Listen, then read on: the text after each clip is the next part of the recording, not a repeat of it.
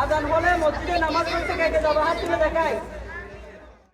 নৌকাবাইজ প্রতিযোগিতার কথা সবাই শুনেছেন, কিন্তু দৌড়বাইসের কথা?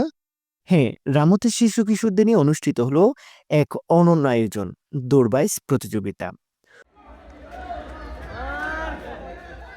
মোবাইল আর মাদক দুটোই দূরে ঠেলো, খেলাধুলা আর বই দিয়ে নিজেকে গড়ে তুলো এই প্রতিপাদ্যকে সামনে রেখে আয়োজিত এই প্রতিযোগিতার মূল লক্ষ্য ছিল শিশুদের স্মার্টফোন আসক্তি থেকে দূরে সরিয়ে খেলাধুলা ও পাঠ্যাভ্যাসের প্রতি আকৃষ্ট করা।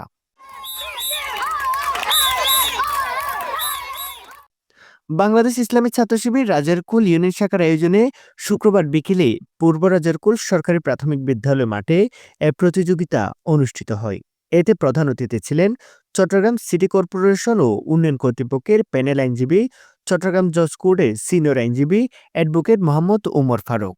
প্রতিযোগিতায় প্রথম স্থান অধিকার করে আনাস, দ্বিতীয় স্থান অর্জন করে তামিম এবং তৃতীয় হয় আমজাদ।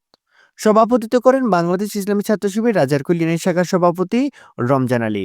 বিশেষ অতিথি ছিলেন বৈষম্য বিরোধী ছাত্র আন্দোলন কক্সবাজার জেলার সংগঠক মইনুর রশিদ, বাংলাদেশ জামায়াত ইসলামী রাজারকুল ইউনিয়ন শাখার ৯ নং ওয়ার্ড সভাপতি সৈয়দ করিম, হযরত জঙ্গলিফির ইসলামিয়া সুন্নিয়া দাখিল মাদ্রাসার সহসুপার মাওলানা তারেকুল ইসলাম নুরী এবং শিক্ষানুরাগী আহমদ কবির প্রমুখ। ক্রীড়া প্রতিযোগিতা পরিচালনা করেন মাসুদ রানা লুতু এবং খেলা পরিচালনায় ছিলেন কৃতি ফুটবলার আবু তাহের। সার্বিক সহযোগিতা করেন পরিবেশ, জলবায়ু ও মানবাধিকার বিষয়ক সংগঠন CSRDF এর সহকারী প্রধান রেজাউল করিম। গ্রামীণ জনপদে এমন অভিনব প্রতিযোগিতা দেখে অভিভাবক ও এলাকাবাসীর মাঝে ব্যাপক উৎসাহ উদ্দীপনার সৃষ্টি হয়। পড়ব, লিখব, শিখব, ঠিক আছে? পড়ব, লিখব, শিখব, খেলব। আজকেরটার মতো কি বলবো? সবাই খেলবো, ঠিক আছে?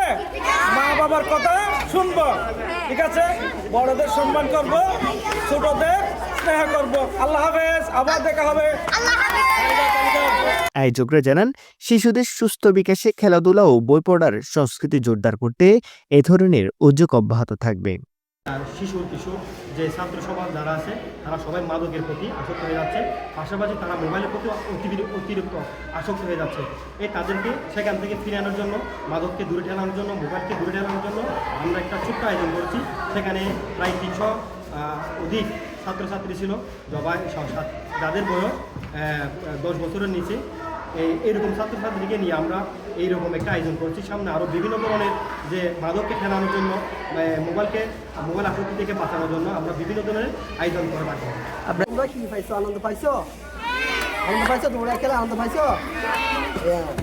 আমরা এরকম খেলা তোমাদের জন্য সব সময় প্রস্তুত করবো। নিউজ ডেস্ক, রামু বার্তা।